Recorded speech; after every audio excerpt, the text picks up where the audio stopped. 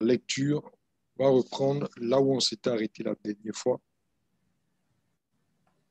Puis on aura le temps de faire un récap. On va récapituler en fin de lecture. C'est bon?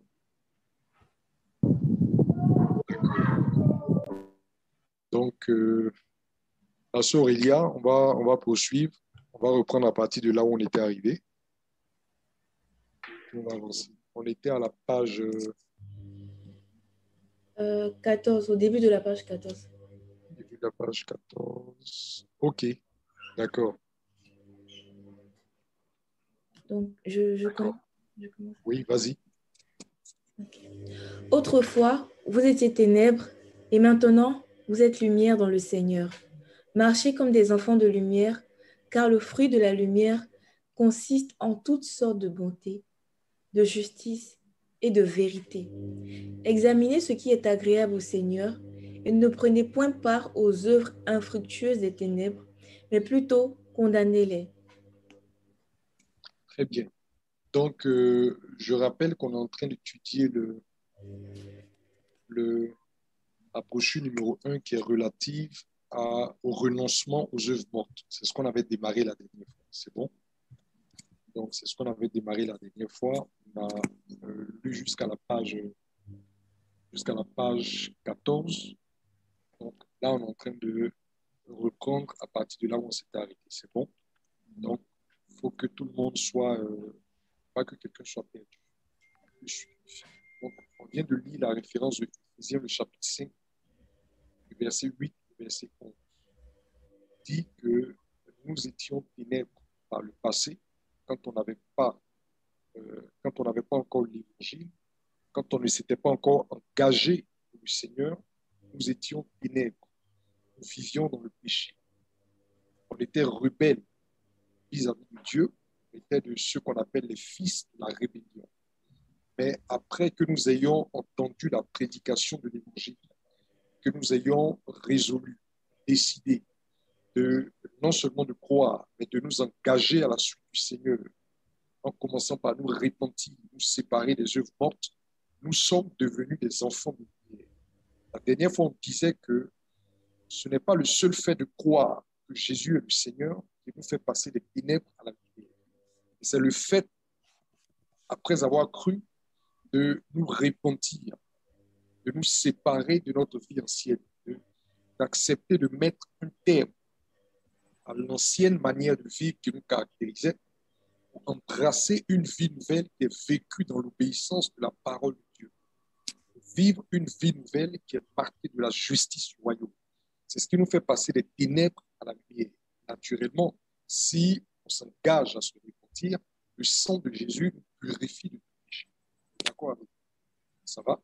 Et donc, quand Paul dit aux Éphésiens qu'ils étaient précédemment ténèbres, qu'ils étaient des rebelles à Dieu, et qu'ils sont désormais des enfants de lumière, c'est parce qu'ils se sont effectivement repentis des œuvres mortes qui les avaient caractérisés auparavant.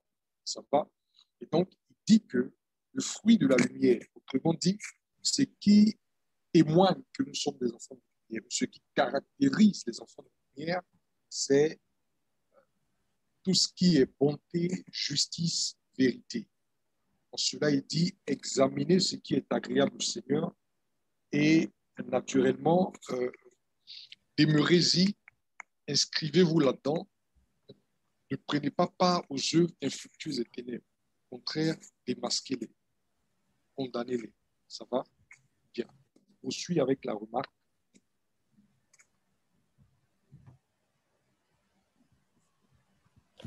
Les âmes se laissent conduire dans une reformation de leur voie lorsqu'elles en ont accepté le principe au départ, et ce, en réponse à un évangile qui appelle à la repentance et au changement avec la pratique d'œuvres dignes de la repentance.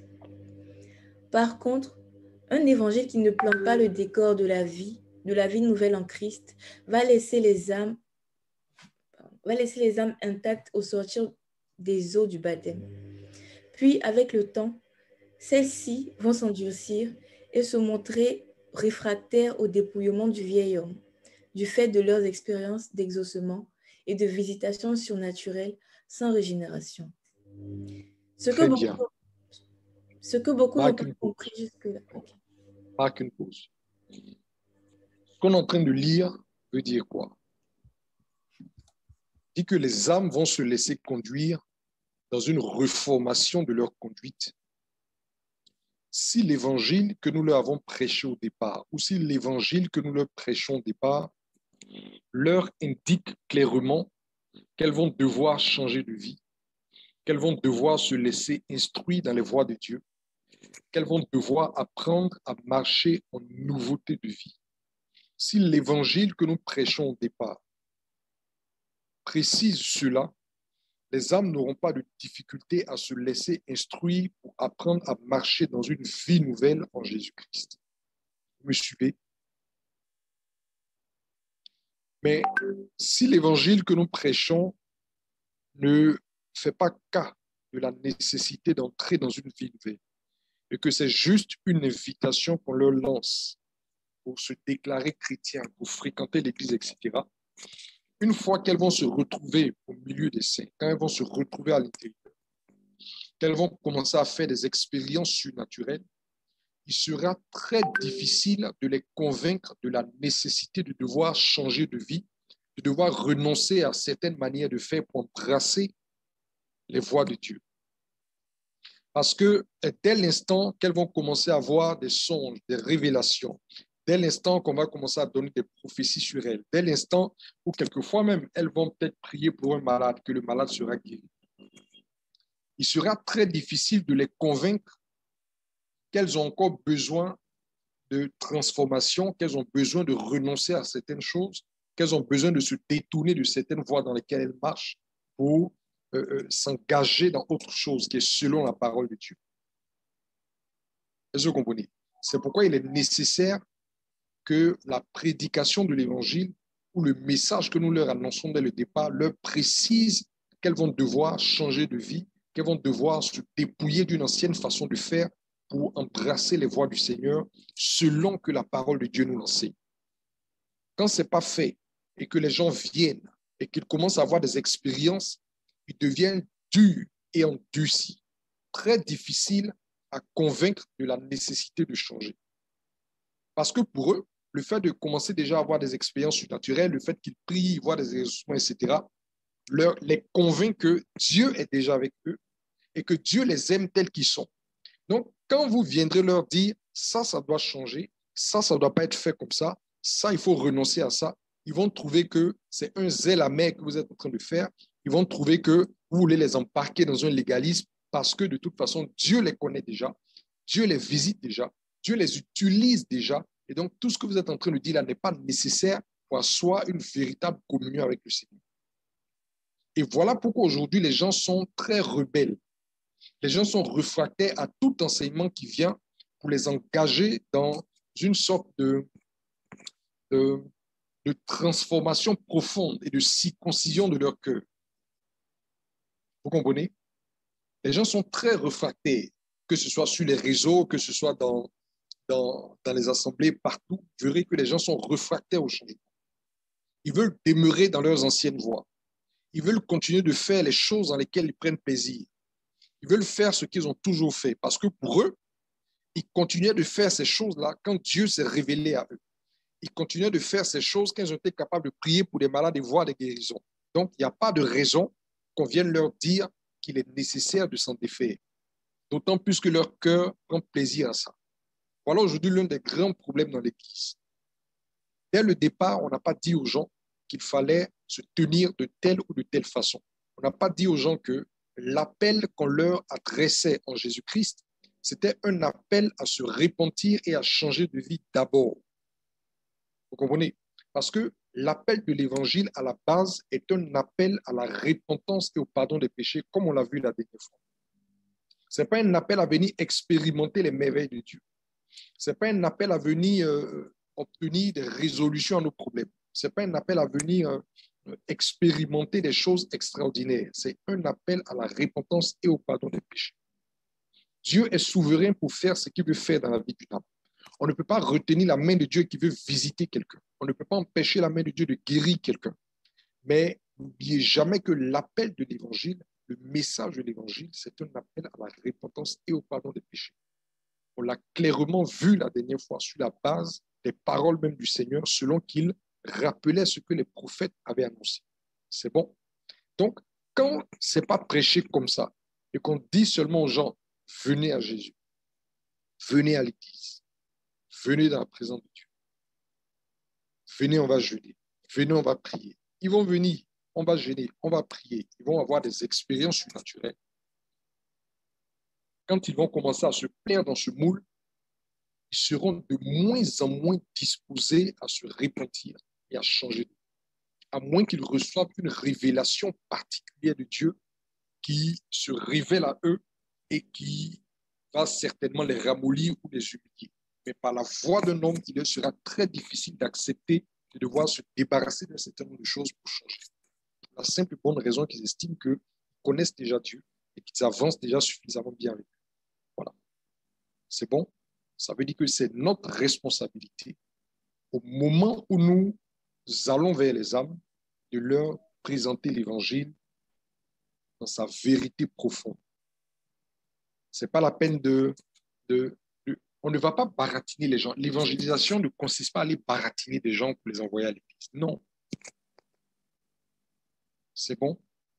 L'évangélisation ne consiste pas à aller baratiner des gens pour les envoyer à l'église. On va leur délivrer un message et on compte sur le Saint-Esprit pour les convaincre de recevoir le message que nous prêchons. Ce n'est pas du marketing qu'on va faire. Ce n'est pas de la séduction qu'on va faire. Le marketing est fondé sur le principe de la séduction. L'évangélisation n'est pas fondée sur le principe de la séduction. L'évangélisation est fondée sur le principe de la vérité de la parole. On va vers des gens, on leur dit ce que le Seigneur nous envoie leur dire. Et c'est sur le Saint-Esprit que nous comptons pour les convaincre. Ce n'est pas donc des astuces commerciales qu'on utilise pour ramener des gens. C'est en cela qu'il a dit que nul ne peut venir au Fils si le Père ne l'attire. Le Père n'utilise pas des moyens marketing, non. C'est par la prédication de la parole de vérité que le Père attire. C'est par des miracles authentiques que le Père attire. Quel que soit le moyen que le Père emploie, c'est toujours dans la vérité qu'il opère, pas dans la séduction, pas dans le commercial, pas dans le marketing. Donc, l'évangélisation ne consiste pas à aller baratiner des gens pour les attirer. Si vous allez séduire des gens, vous serez obligé de toujours employer la séduction pour les maintenir. Donc, ne vous étonnez pas de ce qu'aujourd'hui, pour maintenir les âmes dans l'Église, beaucoup de serviteurs de Dieu se retrouvent quasiment dans l'obligation d'utiliser en fait les subterfuges de ce monde, d'utiliser en fait tout ce qui est de nature à plaire aux gens. Pourquoi? Parce qu'au commencement, on ne les a pas appelés à un changement de vie. Au commencement, on les a appelés à venir demeurer dans un environnement agréable. Donc, une fois qu'ils sont rentrés, pour les maintenir, on est obligé en fait de leur servir des choses agréables. Voilà le principe. Vous comprenez? C'est le principe. Ce n'est pas le baratin qu'on les a amenés. Donc, une fois à l'intérieur, on est obligé maintenant d'utiliser des choses qui vont les séduire, qui vont leur être agréables, de leur délivrer des messages comment on appelle ça, développement personnel, donner des enseignements avec 50% de psychologie, utiliser en fait toutes les choses qui vont les mettre à l'aise. Parce que si elles ne sont pas à l'aise, elles vont retourner. Vous comprenez? Et comme notre contrat de base, c'était de les faire entrer dans un système où elles allaient se plaire, on se retrouve dans le piège de devoir leur servir ce qui va les mettre à l'aise. Voilà le piège dans lequel on s'enferme. Mais il ne faut pas que notre service à nous soit de cette nature. Il faut que lorsqu'on va prêcher l'évangile, ce soit sur le Saint-Esprit qu'on compte pour convaincre des gens à partir de la vérité que nous délivrons. Parce que c'est le Saint-Esprit qui convainc les cœurs, ce n'est pas nous. Donc, il ne nous revient pas d'édulcorer le message, il ne nous revient pas de corrompre le message, il ne nous revient pas de dire des demi-vérités parce qu'on a peur que ce qu'on dise ne soit pas de nature à les attirer. Ce n'est pas nous qui attirons, c'est Dieu qui attire. Donc, disons-leur ce que Dieu nous a chargé de dire et faisons confiance à Dieu pour se servir de la vérité de la parole pour convaincre quelqu'un. C'est aussi simple que ça. Vous comprenez? Donc, ce n'est pas la foi que nous gagnons des âmes. ce n'est pas par des stratégies commerciales, c'est par la foi que nous gagnons des âmes. Vous comprenez? C'est en cela que le pire des pécheurs peut être touché, peut voir son cœur transpercé par une parole de Dieu, parce que le Saint-Esprit aura utilisé cette parole-là pour produire un flash dans son esprit. Mais si tu vas vers un gangster, si tu vas vers une prostituée, si tu vas vers n'importe lequel des individus qui vivent dans une rébellion ouverte contre Dieu, et que tu vas avec un discours commercial, marketing, et qu'ils te suivent, tu n'auras pas gagné une âme. Tu auras attiré quelqu'un par des moyens charnels. Et cette âme-là, tu ne l'auras pas attirée à Christ. Tu l'auras attirée à une entreprise ecclésiastique. Ce n'est pas à Jésus que tu l'as attirée. Non. Non. Tu vas croire qu'elle a répondu à l'appel de l'Évangile, mais en fait, elle n'a pas répondu à l'appel de l'Évangile. Elle a été emballée par un discours d'homme et elle est venue comme un client pour bénéficier d'un certain nombre de services que l'entreprise lui propose. Mais on n'a pas gagné à Christ. Malheureusement. Et vous allez voir que toutes ces âmes qu'on a prises pour remplir l'Église, sans les avoir gagnées par la prédication de l'Évangile, ce sont des gens qui vont demander de se décarcasser pour les entretenir. On ne sera même pas en train de les bâtir en Christ, on sera toujours en train de fournir des efforts pour les retenir. Ce n'est même pas des efforts pour les faire grandir, parce qu'elles ne sont pas nées, mais c'est des efforts pour les retenir. Très souvent, les gens vont dire, ah, vraiment, à l'église, là, on gagne les gens.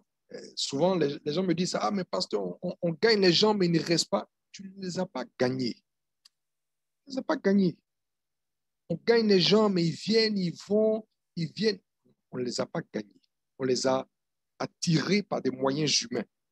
Et quand l'effet de notre domino ne fonctionne, l'effet de notre aimantation ne fonctionne plus, ben ils s'en vont.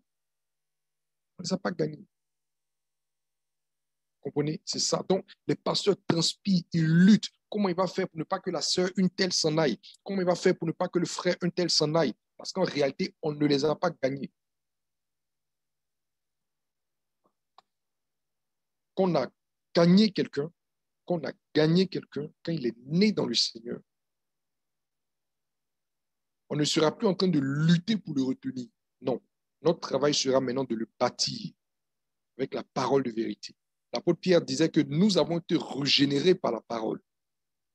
Et nous désirons encore cette parole afin que par elle nous croissions. Tous ceux qui sont nés de la parole auront soif de la parole pour grandir.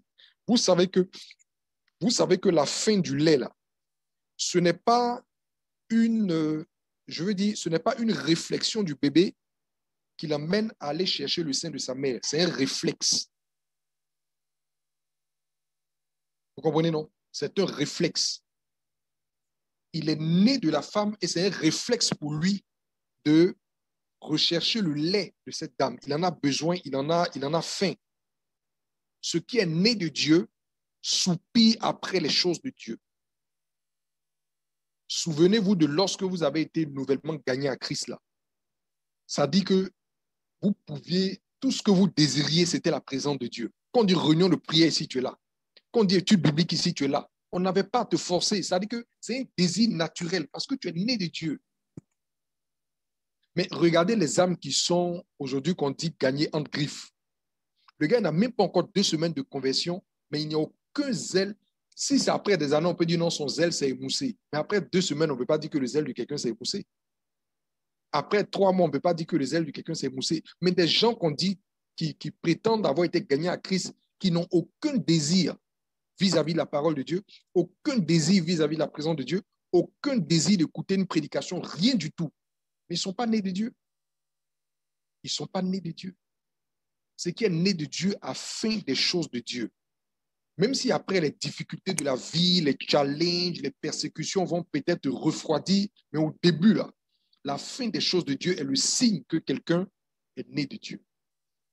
Ça, c'est le signe par lequel vous reconnaîtrez que quelqu'un est né de Dieu. Quand on vient dans le Seigneur, ça veut dire que c'est tellement merveilleux, on veut découvrir, on n'est jamais fatigué de recevoir l'enseignement. À la limite, même, c'est la nouvelle âme qui est toujours en train de te talonner parce qu'elle veut des enseignements. Toujours en train de t'expliquer des nouveaux songes qu'il a eu parce qu'il est émerveillé par cette nouvelle vie-là. Ah, le Saint-Esprit m'a montré ça. Ah, j'ai eu tel rêve. Ah, je veux prier parce que je ne comprends pas tel verset. Ça, c'est le signe mais quelqu'un qui dit avoir été gagné, il est froid vis-à-vis de tout ce qui regarde Dieu et son royaume. Il n'a pas encore été gagné. C'est clair. Vas-y, poursuis la lecture. Ce que beaucoup n'ont pas compris jusque-là, c'est qu'on ne s'engage pas en Christ pour avoir du succès ou des expériences prophétiques, mais pour sauver son âme de la colère et se préparer un avenir sûr dans le royaume de Dieu. Et cela exige une profonde régénération, une vraie transformation. Très bien. Oui, non, ce paragraphe est très clair. Il faut que les gens comprennent que on ne vient pas à Jésus pour des expériences prophétiques. On ne vient pas à Jésus pour tout ce que cette génération prêche. On vient à Jésus pour le salut de nos âmes.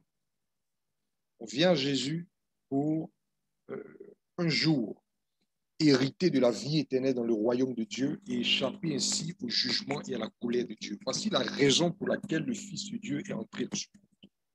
Il a lui-même dit à Nicodème en Jean 3,16. Voilà la raison pour laquelle on vient. Et si les gens n'ont pas compris que c'est la raison pour laquelle on vient en Jésus, naturellement, en Jésus, ils vont chercher toutes sortes de choses qui ne sont pas les choses dont parle l'Évangile. Vous comprenez? Est-ce que tu vas chez un cordonnier pour chercher du chocolat? Quand on va chez un cordonnier, c'est pour faire quoi? Quelqu'un peut ouvrir son micro et me répondre? Quelqu'un ouvre son micro et me répond? Oui? C'est pour réparer ses chaussures. Très bien. Le frère dit qu'on va chez un cordonnier pour réparer ses chaussures. Pourquoi? Parce qu'on sait que le cordonnier n'est pas un boutiquier. C'est clair. Vous comprenez? Le cordonnier n'est pas un épicier. Donc, personne ne va chez le cordonnier pour acheter du savon. Vous comprenez? Au contraire, si quelqu'un va chez le cordonnier pour avoir du savon, on va dire qu'il y a peut-être quelque chose qui ne va pas chez lui.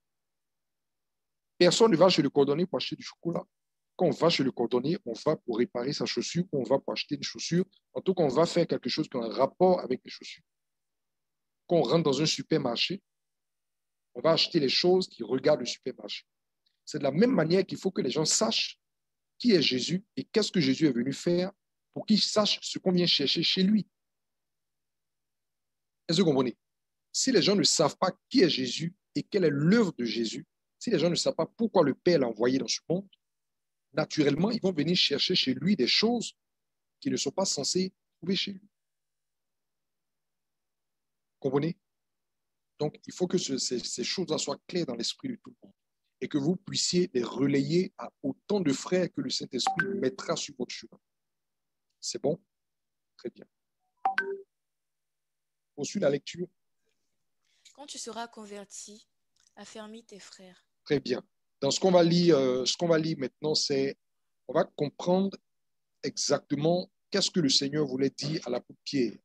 Parce que c'est en partant de cette phrase, de cette déclaration du Seigneur Jésus à l'apôtre Pierre, que plusieurs ont élaboré comme doctrine qu'on n'a pas besoin d'appeler des gens à la conversion au départ et qu'il faut qu'on les fasse juste rentrer dans l'Église et que dans la suite, ils vont se convertir parce que Pierre lui-même n'était pas converti après avoir marché avec le Seigneur Jésus pendant des années et que c'est après qu'il s'est converti. Donc, les gens s'appuient sur ce passage-là pour établir ou pour enseigner qu'on n'a pas besoin d'appeler les gens à la repentance et à la conversion au départ. Qu'on leur demande juste de venir à l'église et puis Dieu va faire son œuvre et puis ils vont se convertir dans la suite. On va voir, on va comprendre qu'est-ce que Jésus était exactement en train de dire. C'est bon? Vas-y, tu peux lire. La stratégie de l'adversaire pour écraser le ministère de Jésus était la suivante. Enlever le maître et porter un coup dur aux disciples dans l'optique de les disperser et de ruiner leur foi dans le Fils. Ainsi s'accomplirait la prophétie de Zacharie. Épée, réveille-toi, frappe le berger et que les brebis soient dispersées. Cette prophétie a d'ailleurs été rappelée par le Seigneur lui-même à l'heure de son accomplissement. On va marquer une pause. La stratégie du diable, c'était quoi? mettre Jésus à mort et puis disperser ses disciples. Enfin, même pas seulement les disperser, mais les casser, avec pour objectif d'éteindre le témoignage de Jésus. Qui a tué Jésus? Je vous pose la question. Qui a tué Jésus? Les Juifs. Je n'ai pas bien compris. C'est Dieu qui l'a livré. Il dit, qui a tué Jésus? Ce sont les Juifs, les Juifs. Les Juifs. Avec les Romains. Les Juifs. Qui a tué Jésus? Qui est derrière? Ce sont des hommes, des hommes. Je sais que ce sont des hommes. Qui est derrière la... Ok, ma question, attendez, ma question est peut-être floue. Qui est derrière la mort de Jésus? Ok, vu le passage que nous venons de lire, c'est le diable qui l'a frappé pour disperser ses brebis. D'accord. Est-ce qu'en dehors de ce passage, il y a un autre passage qui permet d'étayer la réponse que tu es en train de dire?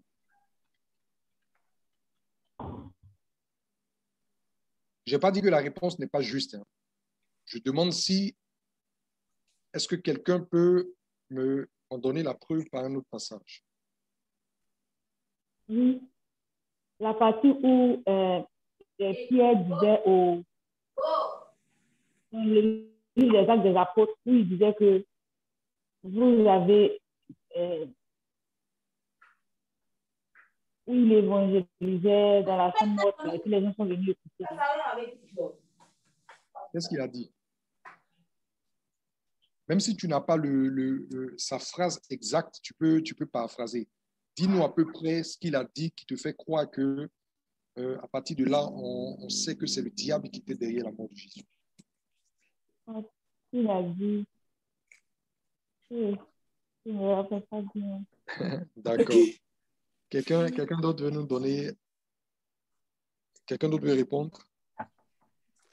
Peut-être, enfin, on peut dire que le diable était derrière parce que on dit que Satan est rentré dans Judas et Judas a livré Jésus pour qu'on le mette à mort.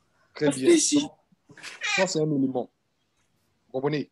Ça, c'est un élément parce que celui qui a livré Jésus a été clairement présenté comme ayant été instrumentalisé par l'adversaire.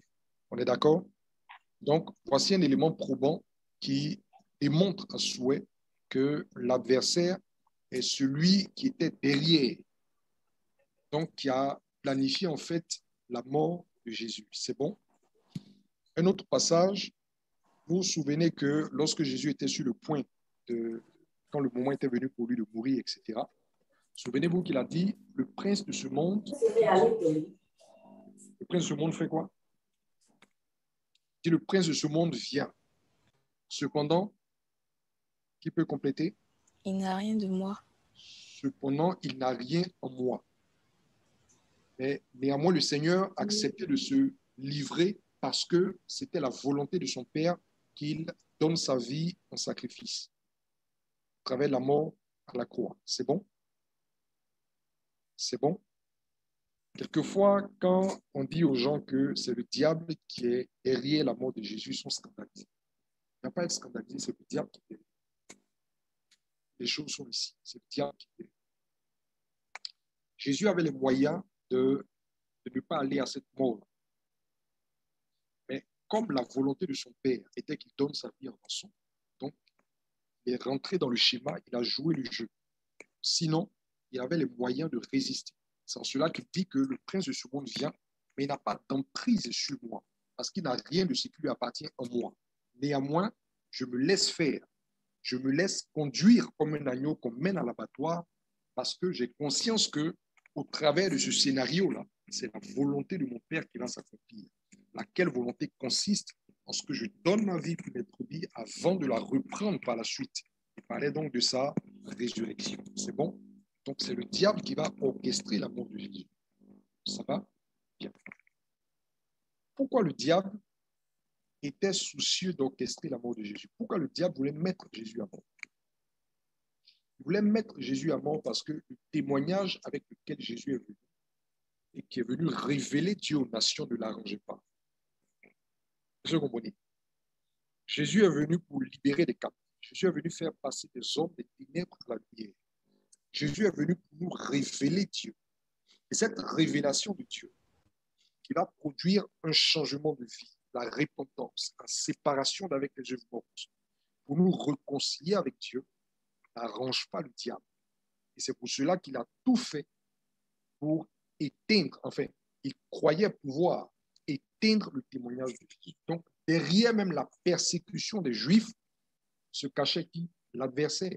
C'est pourquoi Jésus a regardé les pharisiens, il a regardé le Sanhédrin en face, il leur a dit que si vous voulez me mettre à mort, c'est parce que vous êtes des fils du diable et que votre cœur bouillonne d'envie de faire son œuvre. C'est ce qu'il a dit aux Juifs. Il dit, si vous voulez me mettre à mort, c'est parce que la parole de Dieu ne trouve pas accès en vous. D'ailleurs, vous n'êtes pas fils de Dieu, mais vous êtes fils du diable. Et c'est lui qui est meurtrier dès le commencement. Et c'est parce que vous êtes ses fils que vous bouillonnez d'envie d'accomplir son œuvre en me mettant à mort. Ça va? Ça veut dire que depuis Hérode, qui cherchait à tuer l'enfant, est-ce que vous me comprenez?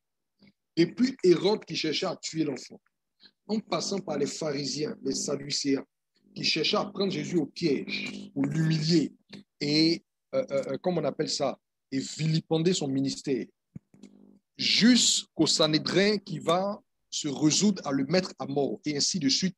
Tout ça, c'était ourdi par le diable pour empêcher que Dieu soit révélé, pour empêcher que le témoignage de Dieu soit libéré.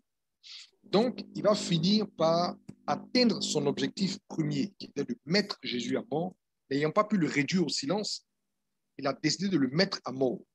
Mais après l'avoir mis à mort, il avait pour projet de casser ses disciples. Comme ça, cette affaire de Jésus-là allait être définitivement rayée, étouffée, et puis le monde entier allait renouer avec les ténèbres et demeurer sous sa coupe. Ça va? Donc, voici ce qu'était le projet du diable. On me suit, hein? Je veux qu'on suive élément par élément pour bien comprendre la notion de quand tu seras converti, comme on appelle ça, affermis tes frères. On vient de comprendre le projet du diable. C'est ça, non? Tout le monde a bien compris? Tout le monde a saisi? On vient de voir le projet du diable. La prophétie de Zacharie avait dit « Épée, réveille-toi, frappe le berger désignant le Seigneur, et les brebis seront quoi? Dispersées. » Le Seigneur Jésus connaissait la prophétie. Il savait que les disciples allaient effectivement être dispersés en cette nuit-là. On allait mettre la main sur lui, le conduire au travers des supplices et le livrer à la mort. Il le savait. Cela avait déjà été annoncé par les prophètes. C'est pour cela que lorsqu'il va dire, annoncer à ses disciples que en cette nuit, vous allez tous me lâcher et que Pierre va discuter, il va le reprendre. D'ailleurs, poursuis la lecture. Vas-y, poursuis. Après, parfaitement au courant de ce qui... Ah non, c'est le verset de Matthieu, on n'a pas lu. Après avoir chanté les cantiques... Reprends cette prophétie. Ok. Cette prophétie a d'ailleurs été rappelée par le Seigneur lui-même à l'heure de son accomplissement. Très bien, vas-y. Après avoir chanté les cantiques, ils se rendirent à la montagne des Oliviers. Alors Jésus leur dit, « Je serai pour vous tous, cette nuit, une occasion de chute. Car il est écrit, je frapperai le berger, et les brebis du troupeau seront dispersées. » Donc vous voyez que le Seigneur, cette nuit-là dans le jardin, a rappelé en fait la prophétie de Zacharie. Vous comprenez? Cette prophétie qu'on vient de voir dans Zacharie, le chapitre 13. Le Seigneur va rappeler la prophétie à ses disciples. Vous comprenez? Ça veut dire que leur dispersion n'était pas juste une affaire de lâcheté. Vous comprenez? Il était nécessaire pour eux que les choses soient ici. Poursuis, tu vas comprendre. Parfaitement au courant de ce qui se profilait à l'horizon, le maître a pris le soin, avant d'être livré, de prier et d'anticiper les choses, afin que sa mort et la dispersion de ses disciples, qui devaient arriver suivant la prophétie, n'entraînent pas l'extinction de leur foi et la disparition de son héritage. Donc, c'était une chose sûre que le Seigneur allait mourir. C'était aussi sûr que les disciples allaient se disperser. Maintenant, comme le Seigneur Jésus était parfaitement au courant de la chose, ce qu'il a fait, c'est quoi? C'est d'anticiper dans la prière pour ne pas que l'inévitable dispersion des disciples n'entraîne en même temps l'extinction du témoignage chrétien. Je ne sais pas si vous me suivez jusque-là. Il savait qu'il allait mourir. Et quant à ça, il n'y avait rien à faire. Il savait que les disciples allaient se disperser. La prophétie l'avait déjà établie. On ne pouvait pas faire autrement. Néanmoins, il fallait éviter que cette dispersion n'entraîne en même temps l'extinction du témoignage. Donc, ce qu'il va faire, il va prier pour que cette dispersion-là soit une dispersion momentanée et qu'il puisse se ressaisir dans la suite. Vas-y. C'est ainsi que pendant qu'ils étaient encore à table, après avoir rompu le pain et partagé la coupe de la Sainte Seine, le maître s'adressa à l'apôtre Pierre en ces termes. Donc, comprenez que quand Jésus lui disait, quand tu seras revenu, j'ai prié pour toi, pour que ta foi ne te fasse pas, etc., c'est pendant qu'ils étaient encore à table. Donc, ils avaient rompu le pain, ils avaient partagé la coupe, et c'est dans la suite de ce repas-là que cette conversation a eu lieu. Il faut que vous soyez capable de bien la situer dans le temps pour comprendre en fait le langage du Seigneur. C'est bon? Donc, c'est à cette table-là que le Seigneur va parler à la paupière. Le Seigneur dit, Simon, Simon, Satan vous a réclamé pour vous cribler comme le froment. Satan vous a réclamé pour vous cribler comme le froment. On a parlé tout à l'heure du projet de l'adversaire.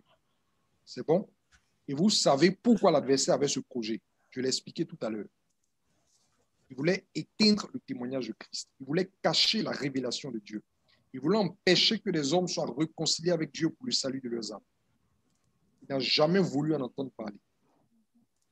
Vous comprenez? Donc, dans cette lancée-là, il n'avait pas seulement pour projet de mettre à mort le Seigneur, mais il voulait aussi cribler ses disciples. Il voulait les écraser, les écrabouiller, il voulait les réduire à rien du tout. Vous comprenez? Et donc, Jésus dit, Simon, il parle à Simon, Satan vous a réclamé pour vous cribler comme on crible le froment. Vous savez comment on crible le froment? On parle le froment, en fait. Où est le riz, non? Le riz. On levait le son. On pile le riz. C'est pas ça. Vous savez comment on obtient le riz blanc? Le riz, là. Quand on récolte le riz, là, les grains sont comment? Est-ce que les grains sont blancs sur les épis? Les grains sont enrobés de ce qu'on appelle le son. On dirait que quelques-uns sont étonnés. Vous avez trop mangé le riz industriel. Les grains là sont enrobés dans le son. Maintenant, on va piler soit à la machine, soit dans un mortier pour enlever le son. Et puis maintenant, on va avoir les grains blancs. Vous comprenez, non? C'est cette opération-là, le criblage. Quelquefois, on part ou bien on pile. Donc, Satan, en fait, les réclamait pour les piler même. Je vais traduire ça dans un langage théâtral, pour les piler. Vous imaginez des gens qu'on a pilés, ce que ça va donner? Ça dit les broyer même. Tuer le témoignage. Maintenant, il dit, vas-y, et j'ai prié pour toi, vas-y. Mais j'ai prié pour toi afin que ta foi ne défaille point. Et j'ai prié pour toi afin que ta foi ne défaille point. Et toi, quand tu seras converti, affermis tes frères. Oui, vas-y. Seigneur, lui dit Pierre, je suis prêt à aller avec toi et en prison et à la mort. Et Jésus dit, Pierre, je te le dis, le coq ne chantera pas aujourd'hui que tu n'aies nié 3 fois de me connaître. Donc, le Seigneur lui dit, Satan vous a réclamé pour vous cribler. OK. Ensuite, il dit, j'ai prié pour toi pour que ta foi ne défaille pas, que ta foi ne s'envole pas, que ta foi ne disparaisse pas. Et toi, quand tu seras converti, affermis tes frères.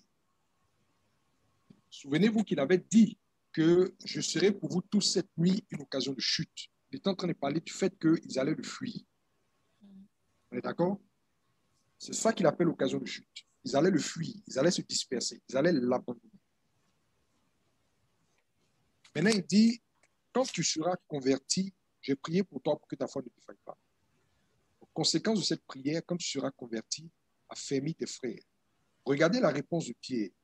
Pierre lui dit, je suis prêt à aller avec toi et en prison et à la mort. Alors Jésus va lui répondre, je te le dis, le coq ne chantera pas aujourd'hui que tu n'aies nié 3 fois de moi. Pourquoi la réponse de Pierre, c'est je suis prêt à aller avec toi jusqu'à la mort, alors que le Seigneur vient de parler de convertir et d'affermir. Si le Seigneur est en train de parler de convertir en termes de transformer, la réponse de Pierre ne pouvait pas être je te serai soumis jusqu'à la mort. C'est ce qu'on va comprendre dans la suite. Vas-y, il faut lire.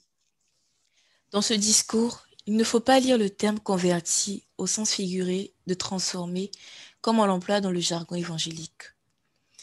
Il faut plutôt le lire au sens propre de se tourner, revenir, du grec épistréphou, revenir à Christ après l'avoir abandonné, en cette nuit fatidique où tous, sans exception, allaient se disperser.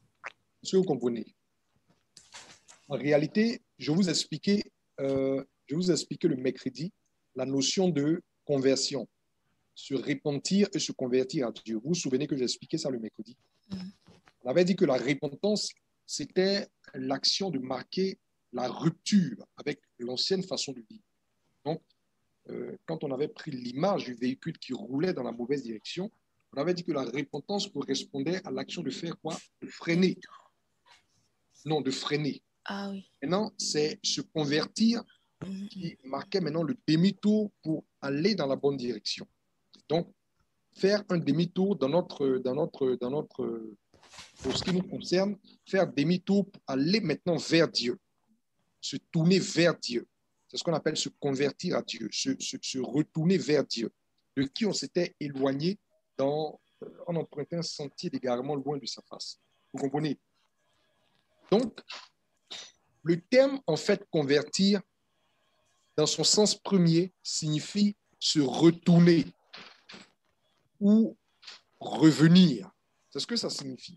Mais généralement, dans le jargon évangélique, on utilise le mot conversion pour dire, pour parler de la transformation qui se produit dans les vies. Parce que naturellement, celui qui revient à Dieu, c'est parce qu'une transformation est en train de se produire chez lui. On est d'accord? Est-ce qu'on est d'accord? La transformation est un fruit de la conversion. Si on veut être rigoureux, la transformation là est un fruit de la conversion. Est-ce que vous comprenez? C'est celui qui revient à Dieu, c'est celui qui s'engage à marcher désormais dans les voies de Dieu.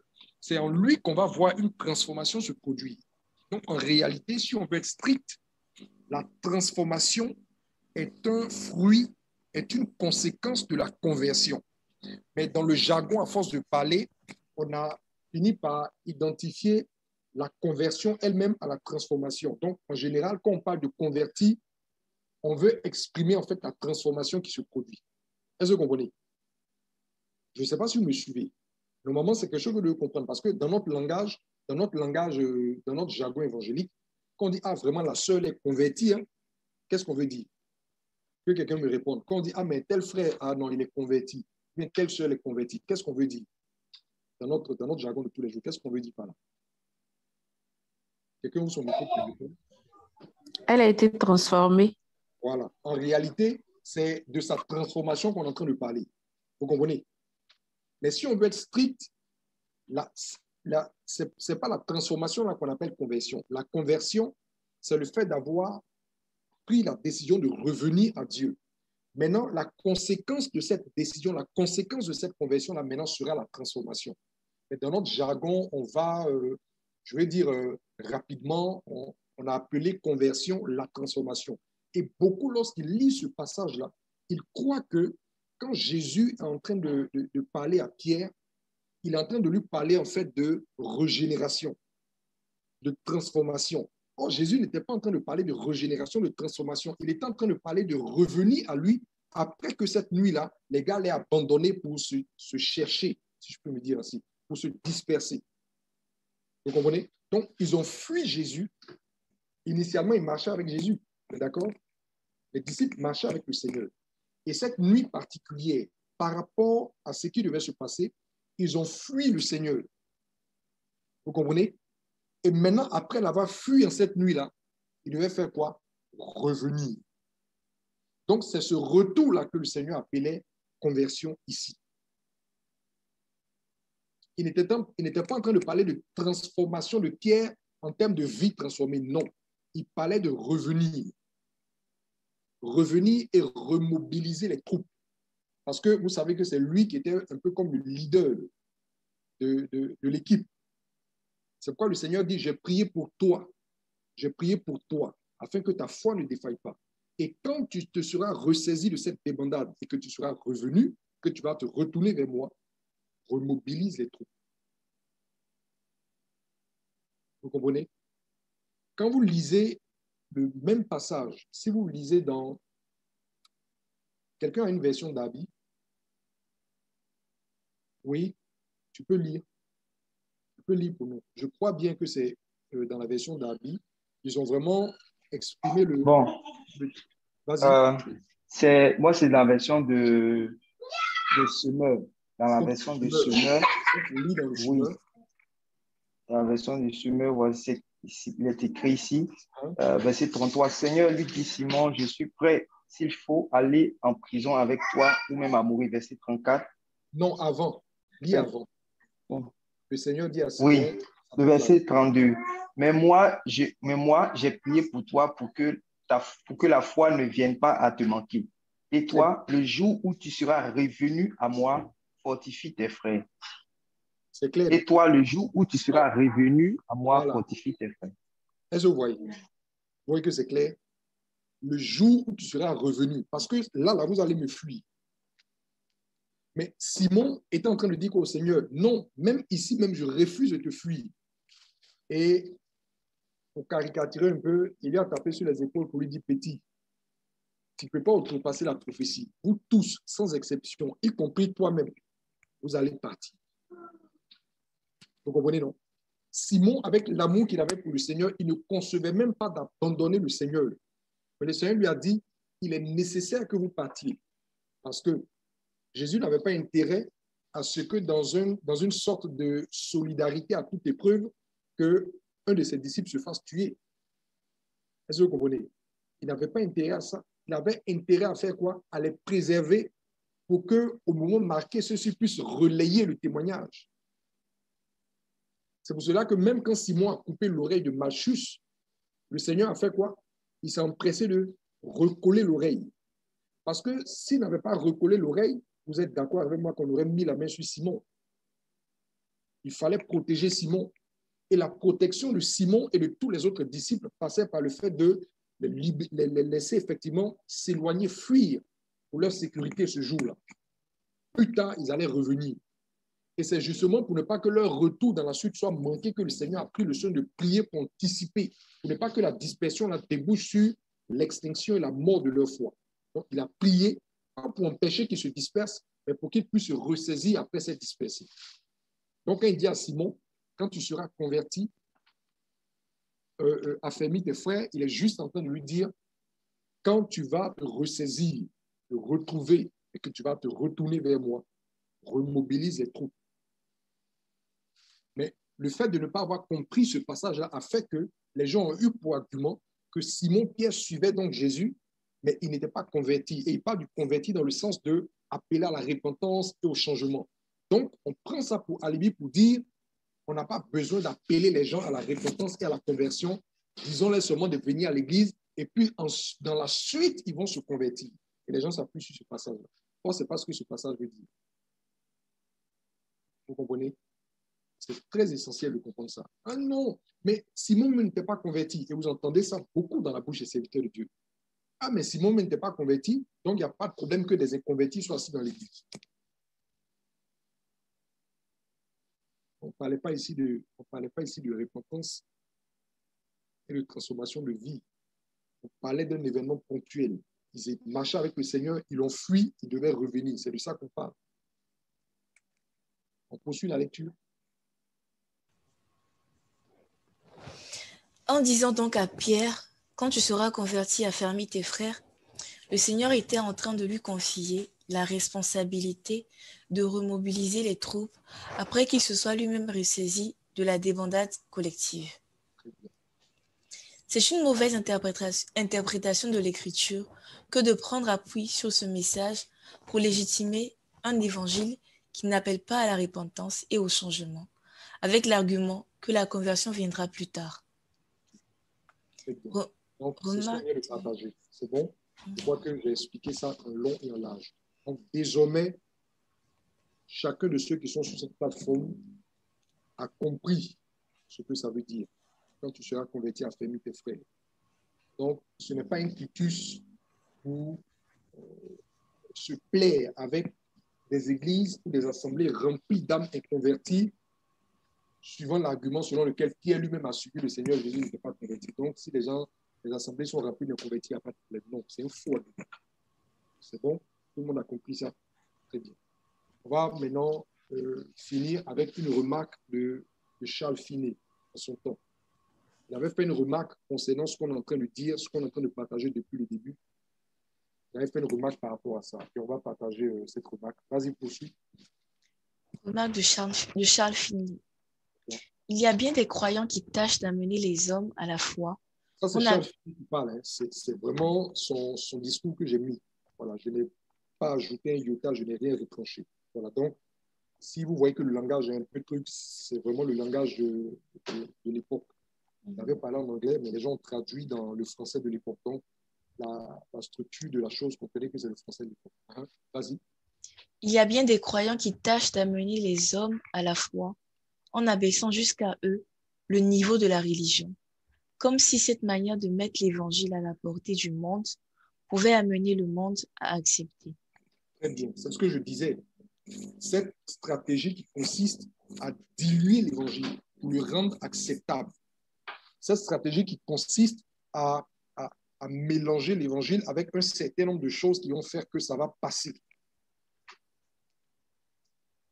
On a l'impression que c'est comme ça qu'on va amener les gens à Christ. Mais en réalité, on ne les amène pas à Christ. Pour amener les gens à Christ, il faut délivrer l'évangile que Christ a donné. Si l'Esprit de Dieu les convainc, il les convainc. S'ils ne sont pas encore mûrs pour être moissonnés, je vais vous dire une chose. Vous savez que quand on moissonne dans un champ, bien qu'on moissonne dans une plantation, pour ceux qui ont déjà fait des moissons, est-ce que quand vous allez moissonner, là, tous les fruits qui sont sur l'arbre sont mûrs en même temps?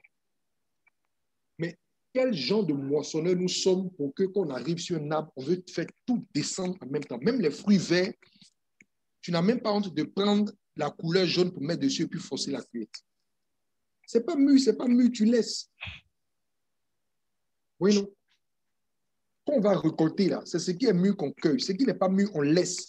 Quand son temps de maturité sera venu, on va venir cueillir. Oui, non? C'est comme ça.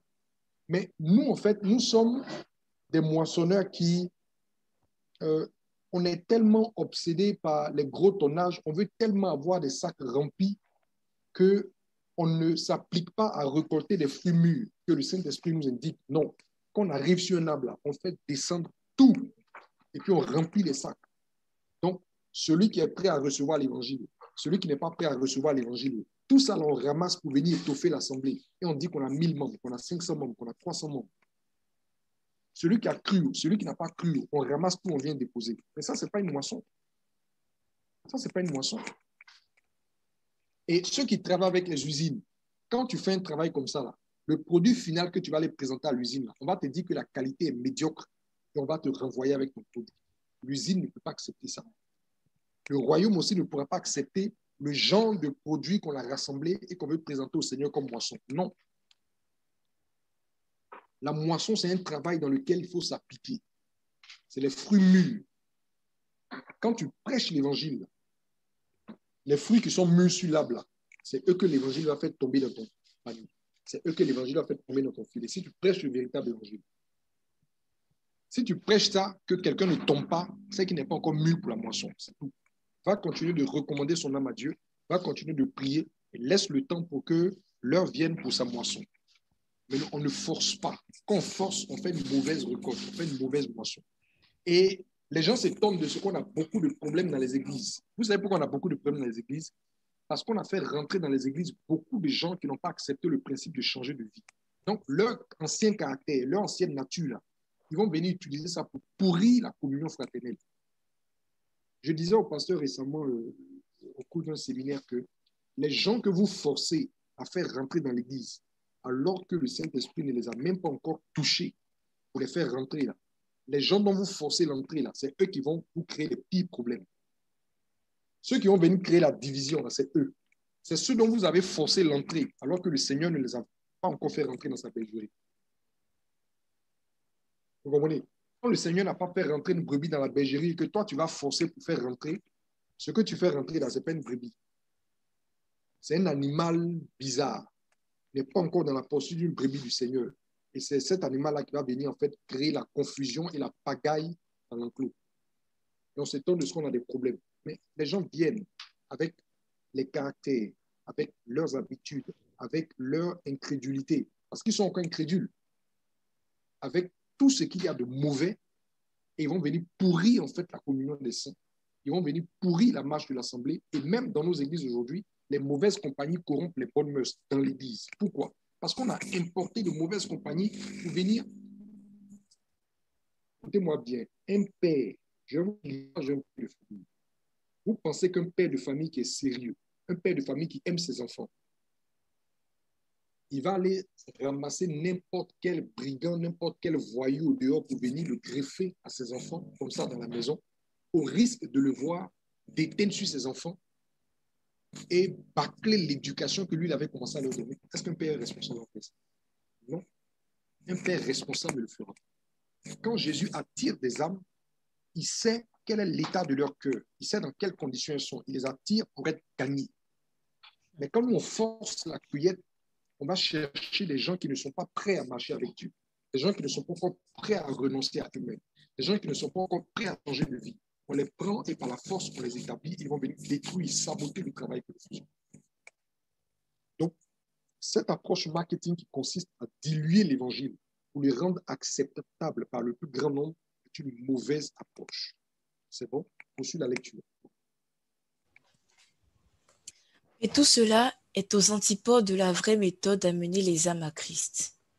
C'est là cependant la politique des chrétiens charnels, qui pensent faire preuve d'une merveilleuse sagesse et de beaucoup de prudence en s'appliquant à ne pas effaroucher les gens par la rigueur et la sainteté de l'évangile.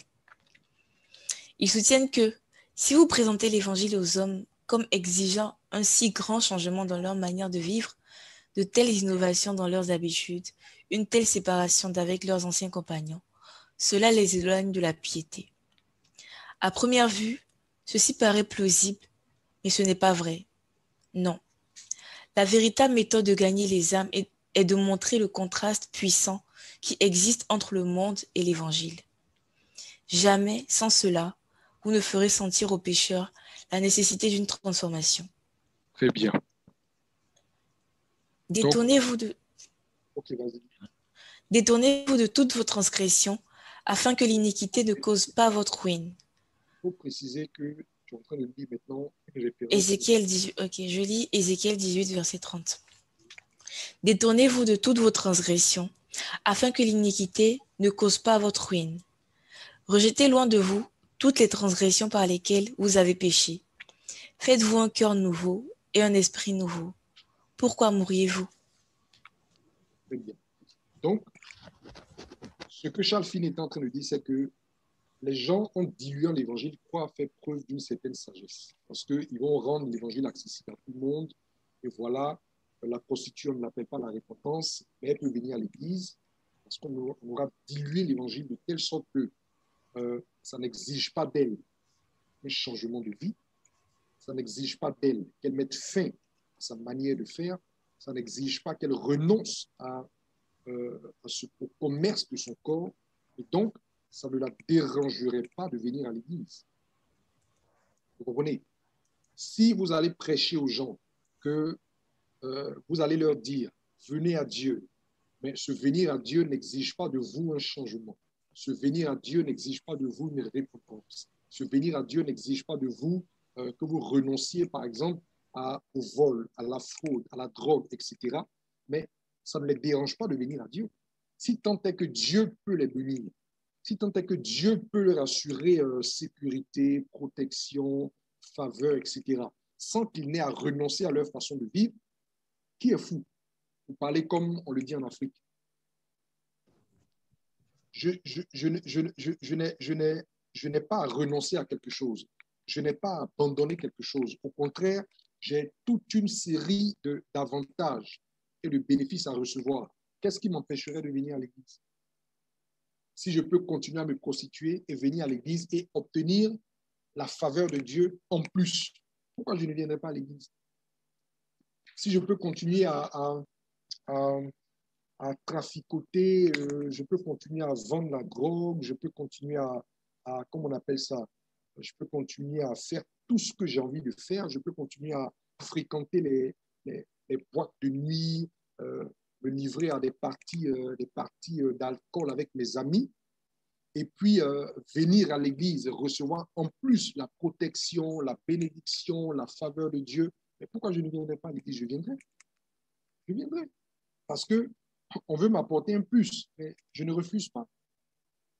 Mais les gens se disent donc que cette façon de faire-là va emmener les gens à Dieu de façon stratégique. Ce n'est pas une stratégie pour emmener des gens à Dieu, c'est un faux évangile. Le seul moyen de gagner des gens à Christ, parce qu'en réalité, l'objectif n'est pas de fréquenter l'église pour fréquenter l'église. L'objectif, c'est de pouvoir un jour être enlevé à la rencontre du Seigneur pour entrer dans le royaume. Donc, fréquenter l'église pour la simple fréquentation de l'église ne sert à rien. C'est fréquenter l'église dans la mesure où l'on pourra véritablement subir toute la transformation qu'il faut pour être enlevé dans la gloire. Donc, si ce n'est pas pour être enlevé dans la gloire, au final, ça ne sert à rien de fréquenter l'église. Or, il y a des gens qui croient que le simple fait que des gens fréquentent l'église, ils ont gagné. Non, ce n'est pas fréquenter l'église qui est l'objectif. C'est changer de vie, c'est être transformé à l'image de Dieu, c'est être apprêté pour être enlevé dans la gloire. C'est ça qui est l'objectif. Or, ça, là, ne peut pas être engagé dans une vie tant que le fondement de la repentance n'est pas posé. Souvenez-vous que lorsqu'on lisait le discours de l'apôtre Pierre la dernière fois, on a vu que Dieu a donné tout ce qui est nécessaire pour notre édification en Christ à qui? À ceux-là qui se sont détournés du monde et des convoitises qui sont dans le monde. Mais si quelqu'un ne s'est pas détourné, est-ce qu'il a reçu le don de tout ce qui est nécessaire pour être édifié en Christ? Non. Ça veut dire quoi? Ça veut dire que la fréquentation de l'Église pour lui ne va pas produire de transformation, ne va pas produire en fait au final l'enlèvement dans la gloire. Donc l'Église là, lui a servi à quoi? Au contraire, il aura perdu de l'argent en faisant des offrandes. Il aura fait dépenser les gens en utilisant peut-être l'eau et l'électricité, mais au final, si ce n'est pas pour être enlevé dans la gloire, ça n'aura servi strictement. C'est bon? Donc, c'est là qu'on va, on a fini avec la première brochure, c'est ici que je vais m'arrêter. Donc, nous avons dit depuis la dernière fois que ce n'est pas nous il ne revient pas à chacun d'inventer un évangile à sa convenance. Ce n'est pas nous qui définissons le message de l'évangile. Il ne revient pas à chaque prédicateur de donner le contenu qu'il veut à l'évangile. Non. Les Écritures ont déjà dit ce que l'évangile est. Et les prophètes avaient déjà défini le contenu du message de l'évangile. Ils avaient dit que la repentance et le pardon des péchés seraient prêchés à toute la création en Jésus-Christ. Et le Seigneur nous l'a rappelé. On a dit que ce n'est pas le seul fait de croire que Jésus est le Fils de Dieu ou que Jésus est né d'une vierge, conçu du Saint-Esprit, qui fait que nous passons des ténèbres à la lumière et que nous sommes réconciliés avec Dieu. Non. C'est le fait qu'après avoir cru en cela, on s'engage à se repentir pour entrer en Jésus-Christ, pour suivre Jésus-Christ dans le chemin. C'est ça qui nous réconcilie avec Dieu. C'est ça qui nous obtient la rémission de nos péchés. Voyez-vous, ce qu'on avait dit la dernière fois. On a dit également que tout ce qui est nécessaire pour l'édification d'une âme en Christ vient de la part de Dieu, mais que Dieu ne le donne pas à tout le monde, il le donne à ceux qui ont effectivement accepté de se détourner de leur ancienne manière de vivre pour s'engager dans une vie nouvelle qui est vécue selon la justice du royaume. Vous comprenez? Et aujourd'hui, on est revenu sur le fait que